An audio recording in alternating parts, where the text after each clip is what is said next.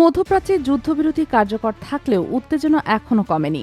এবার মার্কিন president Donald Trump দাবি করেছেন, ইরানের হাতে এখনও তাদের মোট ক্ষেপণাস্ত্রের প্রায় ২১-২২% অবশিষ্ট রয়েছে। মার্কিন সংবাদ মাধ্যম এনবিসি নিউজকে দেওয়া সাক্ষাৎকারে ট্রাম্প বলেন, ইরানের এখনও হামলা চালানোর সক্ষমতা রয়েছে। তার ভাষ্য অনুযায়ী তেহরানের হাতে এখনও কিছু ক্ষেপণাস্ত্র ও ড্রোন রয়েছে। এর আগে মে মাসে ট্রাম্প দাবি করেছিলেন, ইরানের হাতে মাত্র ১৮% ক্ষেপণাস্ত্র অবশিষ্ট আছে। অন্যদিকে ইরানের সামরিক বাহিনী দাবি করেছে, তারা ওমান উপসাগরে থাকা যুক্তরাষ্ট্রের দুটি ডেস্ট্রয়ারের দিকে সতর্কতামূলক ক্ষেপণাস্ত্র ছুড়েছে। তবে এই দাবি অস্বীকার করেছে মার্কিন সামরিক বাহিনী।